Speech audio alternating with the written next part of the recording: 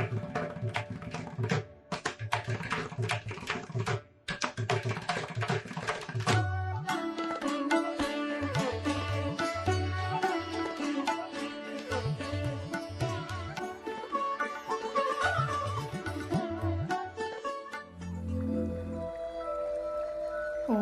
शांति। विदेही अवस्था में चले हुए परमपिता परमात्मा के मधुर महावाक्य। बाबा कहते हैं, जाना और आना, इसी अभ्यास में दिन रात लगे रहो। यही अभ्यास करते हो ना, कर्म में आना और फिर न्यारा हो जाना। तो याद का अभ्यास क्या रहा? आना और जाना। और पढ़ाई अर्थात ज्ञान का सार क्या है? कर्मातीत बन घर जाना है और फिर राज्य करने का पाठ बजाने और अपने राज्य में आना है। यही ज्ञान का सार है ना। तो जाना और आना, यही ज्ञान और योग है। इसी अभ्यास में दिन रात लगे हुए हो। बुद्धि में घर जाने की और फिर राज्य में आने की खुशी है। जैसे मधुबन अपने घर में आते हो तो कितनी खुशी रहती है। जब से टिकट बुक कराते हो तब से जाना है, यह बुद्धि में याद रहता है ना। तो जब मधुबन घर की खुशी है तो आत्मा के घर जाने की भी खुशी है। लेकिन खुशी से कौन जाएगा? जितना सदा यह आने और जाने का अभ्यास होगा। जब चाहो तब अशरीरी स्थिति में स्थित हो जाओ और जब चाहो तब कर्मयोगी बन जाओ। यह अभ्यास बहुत पक्का चाहिए। ऐसे ना हो कि आप अशरीरी बनना चाहो और शरीर का बंधन, कर्म का बंधन, व्यक्तियों का बंधन, वैभवों का बंधन, स्वभाव संस्कारों का बंधन अपनी तरफ आकर्षित करे। कोई भी बंधन अशरीरी बनने नहीं देगा। जैसे कोई टाइट ड्रेस पहनते हैं तो समय पर सेकंड में उतारने चाहो तो उतार नहीं सकेंगे। खिंचावट होती है क्योंकि शरीर से चिपटा हुआ है। ऐसे कोई भी बंधन का खिंचाव अपनी तरफ खींचेगा। बंधन आत्मा को टाइट कर देता है। इसलिए बाप दादा सदैव ये पाठ पढ़ाते हैं। निर्लिप्त अर्थात न्यारे और अति प्यारे, ये बहुत काल का अभ्यास चाहिए। वाइब्रेशन वायुमंडल में फैलाओ। आगे के वाक्य हैं बाबा के, वाइब्रेशन वायुमंडल में फैलाओ। सेवा का विस्तार भल कितना भी बढ़ाओ, लेकिन विस्तार में जाते सार की स्थिति का अभ्यास कम ना हो।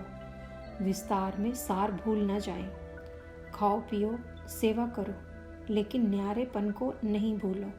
वाणी द्वारा भी कहाँ तक सेवा करेंगे, कितने की करेंगे?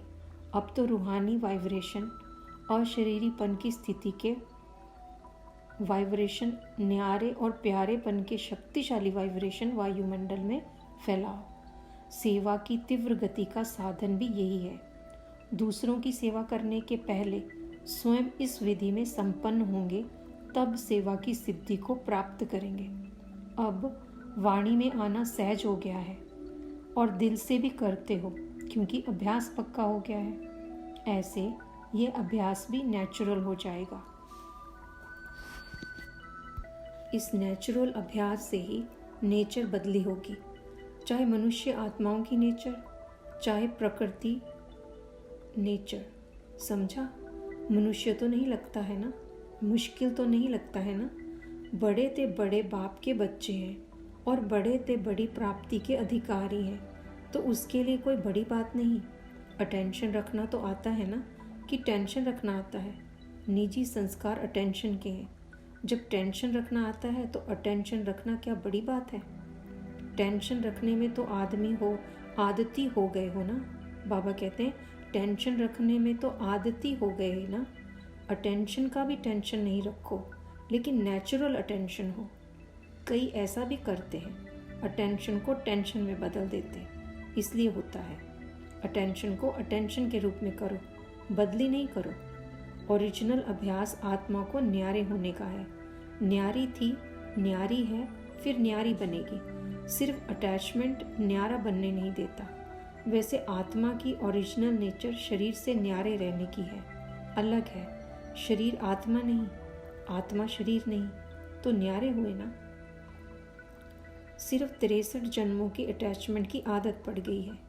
ओरिजिनल तो ओरिजिनल ही होता है।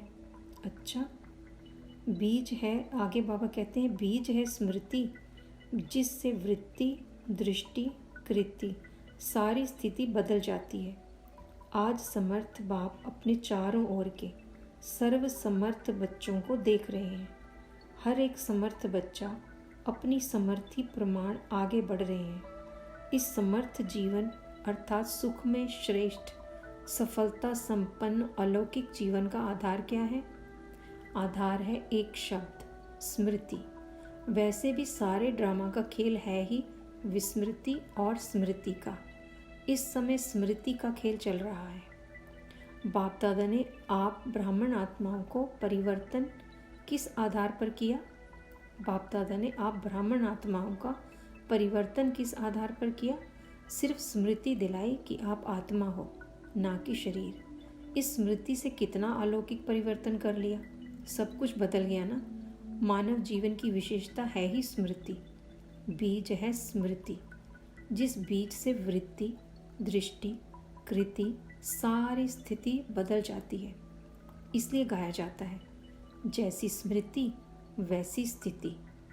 बाप ने फाउंडेशन स्मृति को ही परिवर्तन किया। जब फाउंडेशन श्रेष्ठ हुआ तो स्वतः ही पूरी जीवन श्रेष्ठ हो गई। कितनी छोटी सी बात का परिवर्तन किया कि तुम शरीर नहीं आत्मा हो। इस परिवर्तन होते ही आत्मा मास्टर सर्वशक्तिवान होने के कारण स्मृति आते ही समर्थ बन गई। अब यह समर्थ जीवन कितना प्यारा लगता है। स्वयं भी स्मृति स्वरूप बने और औरों को भी यही स्मृति दिलाए। क्या से क्या बना देते हो। इस स्मृति से संसार ही बदल दिया।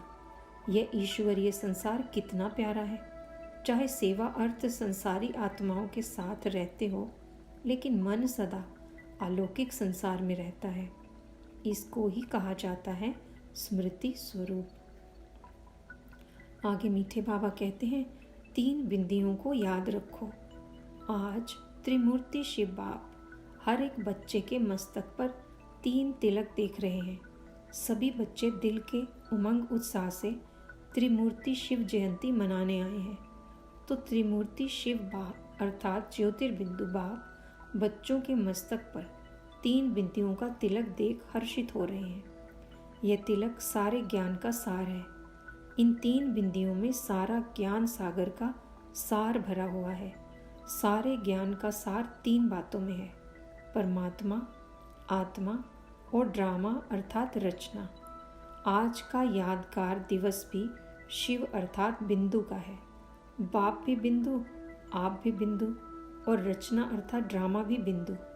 तो आप सभी बिंदु बिंदु की जयंती मना रहे हो, बिंदु बन मना रहे हो ना।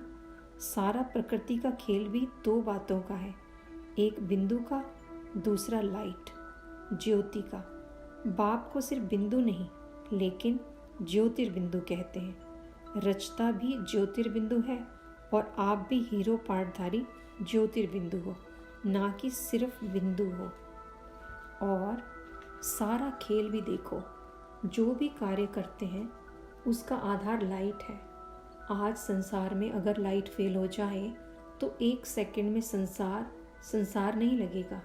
जो भी सुख के साधन हैं उन सब का आधार क्या है? लाइट। रचयिता स्वयं भी लाइट है। आत्मा और परमात्मा की लाइट अविनाशी है।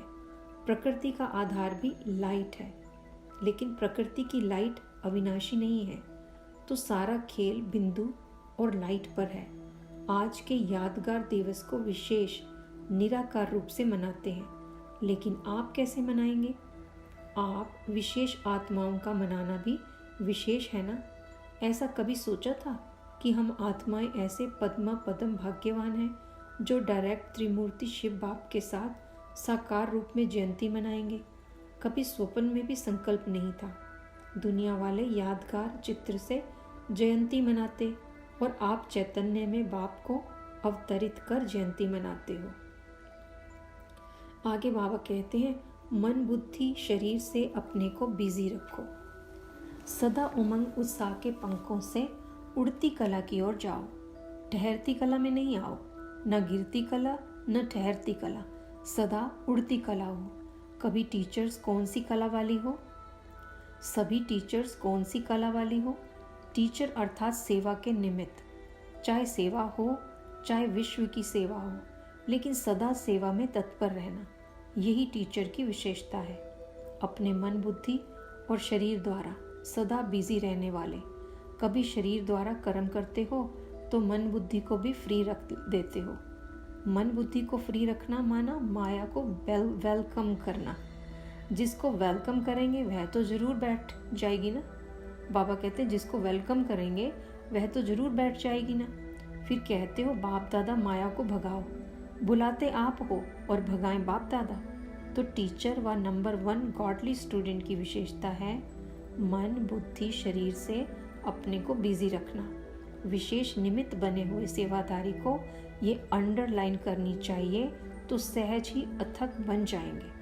अच्छा, आगे बाबा के महावाक्य हैं, मन बुद्धि दिल और शरीर चारों ही साथ साथ बाप के साथ समान स्थिति में रहें। मन बुद्धि दिल और शरीर चारों ही साथ साथ बाप के साथ समान स्थिति में रहें। साधना अर्थात शक्तिशाली याद, निरंतर बाप के साथ दिल का संबंध। साधना इसको नहीं कहते कि सिर्फ योग में बैठ गए, लेकिन जैसे शरीर से बैठते हो वैसे दिल मन बुद्धि एक बाप की तरफ बाप के साथ साथ बैठ जाएं। शरीर भले यहाँ बैठा है और मन एक तरफ, बुद्धि दूसरी तरफ जा रही है, दिल में और कुछ आ रहा है, तो इसको साधना नहीं कहते। मन बुद्धि दिल और शरीर चारों ही साथ साथ बाप के साथ समान स्थिति में रहे, यह है यथार्थ साधना। समझा? अगर यथार्थ साधना नहीं होती तो फिर आराधना चलती है। पहले भी सुनाया है, कभी तो याद करते हैं लेकिन कभी फिर फरियाद करते हैं। याद में फरियाद की आवश्यकता नहीं। साधना वाले का आधार सदा बाप ही होता है, और जहाँ बाप है वहाँ सदा बच्चों की उड़ती कला है। कम नहीं होगी, लेकिन अनेक गुण बढ़ता जाएगा। कम नहीं होगी, लेकिन अनेक गुना बढ़ता जाएगा। आगे बाबा कहते हैं, व्यक्त से अव्यक्त बनना ही बाप के लिए बच्चों का रिटर्न है। बच्चे अधिकार से कहते हैं, हम सब साकार स्वरूप में मिलन मनाएं। बाप भी चाहते, बच्चे भी चाहते। फिर भी समय प्रमाण ब्रह्मा बाप अव्यक्त फरिश्ते रूप में साकार स्वरूप से अनेक गुना तीव्र गति से सेवा करते हुए बच्चों को अपने समान बना रहे हैं। ना सिर्फ 1-2 वर्ष, लेकिन अनेक वर्ष अव्यक्त मिलन अव्यक्त रूप में सेवा का अनुभव कराया और करा भी रहे हैं। तो ब्रह्मा बाप ने अव्यक्त होते भी व्यक्त में क्यों पार्ट बजाया? समान बनाने के लिए। ब्रह्मा बाप अव्यक्त से व्यक्त में आए, तो बच्चों को रिटर्न में क्या करना है? व्यक्त से अव्यक्त बनना है। समय प्रमाण अव्यक्त मिलन अव्यक्त रूप से सेवा अभी अति आवश्यक है। इसलिए समय प्रति समय बाप दादा अव्यक्त मिलन की अनुभूति का इशारा देते रहते हैं। इसके लिए तपस्या वर्ष भी मना रहे हो ना। आगे बाबा कहते हैं, तपस्या द्वारा प्राप्तियों को स्वयं अपने जीवन में और सर्व के संबंध संपर्क में प्रत्यक्ष करो। तपस्या वर्ष का उमंग उत्साह तो अच्छा है, हर एक यथाशक्ति कर भी रहे हैं और आगे के लिए भी उत्साह है। यह उत्साह बहुत अच्छा है। अभी तपस्या द्वारा प्राप्तियों को स्वयं अपने जीवन में और सर्व के संबंध संपर्क में प्रत्यक्ष करो। अपने आप में अनुभव करते हो, लेकिन अनुभव को सिर्फ मन बुद्धि से अनुभव किया यहाँ तक नहीं रखो, उनको चलन और चेहरे तक लाओ, संबंध संपर्क तक लाओ। तब पहले स्वयं में प्रत्यक्ष होंगे, फिर संबंध में प्रत्यक्ष होंगे, फिर विश्व की स्टेज पर प्रत्यक्ष होंगे। तब प्रत्यक्षता का नगाड़ा बजेगा। जैसे आपके यादगार शास्त्रों में कहते हैं, शंकर ने तीसरी आंख खोली और विनाश हो गया। तो शंकर अर्थात अशरीरी तपस्वी रूप विकारों रूपी सांप को गले का हार बना दिया। सदा ऊंची स्थिति और ऊंचे आसनधारी, ये तीसरी आंख अर्थात संपूर्णता की आंख संपन्नता की आँख। जब आप तपस्वी संपन्न संपूर्ण स्थिति से विश्व परिवर्तन का संकल्प करेंगे तो ये प्रकृति भी संपूर्ण हलचल की डांस करेगी, उपद्रव मचाने की डांस करेगी। आप अचल होंगे और वह हलचल में होगी, क्योंकि इतने सारे विश्व की सफाई कौन करेगा? मनुष्य आत्माएं कर सकती हैं। यह वायु, धरती, समुद्र, जल, इनकी हलचल ही सफाई करेगी। तो ऐसी संपूर्णता की स्थिति इस तपस्या से बनानी है। प्रकृति भी आपका संकल्प से ऑर्डर तब मानेगी जब पहले आपके स्वयं के सदा के सहयोगी कर्मेंद्रियां, मन, बुद्धि, संस्कार ऑर्डर माने। अगर स्वयं के सदा के सहयोगी ऑर्डर नहीं मानते तो प्रकृति ऑर्डर मानेगी। तो ये थे आज के महावाक्य बाबा के। आगे कल के और चलें तो कल मिलते हैं बाबा के और मधुर मीठे महावाक्यों के साथ। अच्छा, ओम शांति।